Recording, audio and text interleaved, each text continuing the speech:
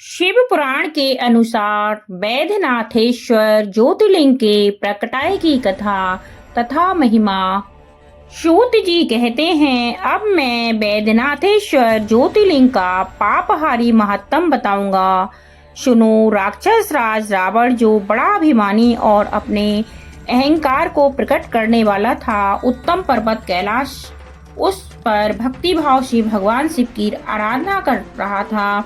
कुछ काल तक आराधना करने पर जब महादेव जी प्रसन्न नहीं हुए, तब वह शिव की प्रसन्नता के लिए दूसरा तप करने लगा। पुलस्त कुल नंदन श्री मान रावण ने सिद्धि की स्थानभूत हिमालय पर्वत से दक्षिण वृक्षों से भरे हुए वन में पृथ्वी पर एक बहुत बड़ा गड्ढा खोदकर उसमें अग्नि की स्थापना की और उसके पास ही भगवान शिव को स्थापित करके हवन आरंभ किया। ग्रीष्म ऋतु में वह 5 अग्नियों के बीच में बैठता, वर्षा ऋतु में खुले मैदान में चबूतरे पर सोता और शीतकाल में जल के भीतर खड़ा रहता। इस तरह 3 प्रकार से उसकी तपस्या चलती थी। इस रीति से रावण ने बहुत तप किया, तो भी दुरात्माओं के लिए, जिनको रिझाना कठिन है, वे परमात्मा महेश्वर उस पर प्रसन्न नहीं हुए। तब महामनस्वी दैत्यराज रावण ने अपना मस्तक काटकर शंकर जी का पूजन आरंभ किया। विधि पूर्वक शिव जी पूजा करके वह अपना एक एक सिर काटता और भगवान शिव को समर्पित कर देता था। इस तरह उसने क्रमशः अपने 9 सिर काट डाले।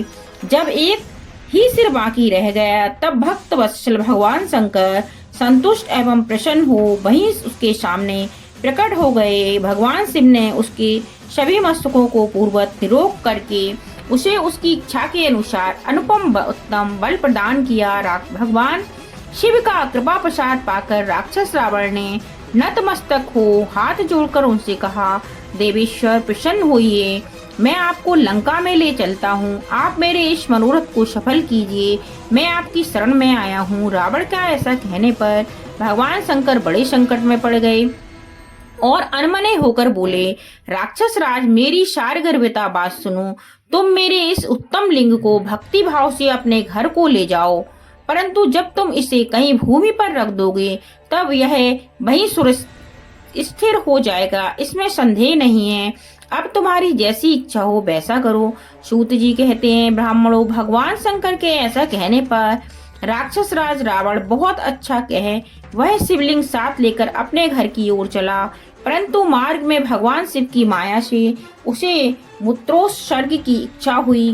पुलिस नंदन रावण सामर्थ्यशाली होने पर भी मूत्र के वेग को न रोक सका। इसी समय वहां आसपास एक ग्वाले को देखकर उसने प्रार्थना पूर्वक वह शिवलिंग उसके हाथ में थमा दिया और स्वयं मूत्र त्याग के लिए बैठ गया। एक मुहूर्त बीतते बीतते वह ग्वाला उस शिवलिंग के भार से अत्यंत पीड़ित हो व्याकुल हो गया। तब उसने उसे पृथ्वी पर रख दिया। फिर तो वह हीर कमय शिवलिंग वहीं स्थित हो गया। यह दर्शन करने मात्र से संपूर्ण अभिष्टों को देने वाला और पाप राशियों को हर लेने वाला है।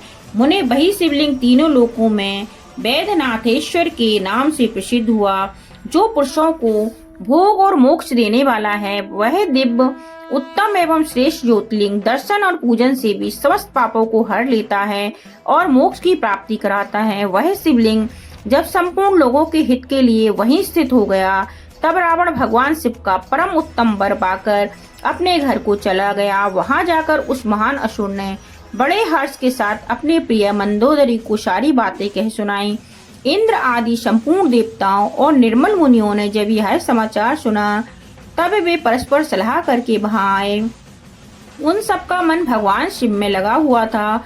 उन सब देवताओं ने उस समय बड़ा प्रसन्नता के साथ शिव की पूजन किया। वहां भगवान शंकर का प्रत्यक्ष दर्शन करके देवताओं ने उस शिवलिंग की विधिवत स्थापना की और उसका वैद्यनाथ नाम रखकर उसकी वंदना और स्तवन करके वे स्वर्गलोक को चले गए। ऋषियों ने पूछा, सूत जी, जब वह शिवलिंग वहीं स्थित हो गया तथा रावण अपने घर को चला गया, तब वहां कौन सी घटना घटित हुई, यह आप बतलाइए। सूत जी ने कहा, ब्राह्मणों, भगवान शिव का परम उत्तम वर पाकर महान असुर रावण अपने घर को चला गया।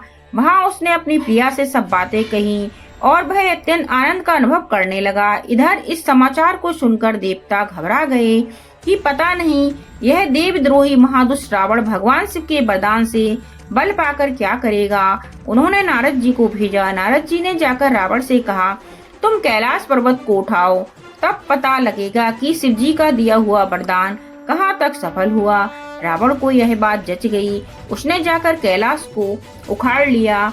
इससे सारा कैलाश हिल उठा। तब गिरिजा के कहने से महादेव जी ने रावण को घमंडी समझकर इस प्रकार शाप दिया। महादेव जी बोले, रे दुष्ट भक्त दुर्बुद्धि रावण, तू अपने बल पर इतना घमंड न कर।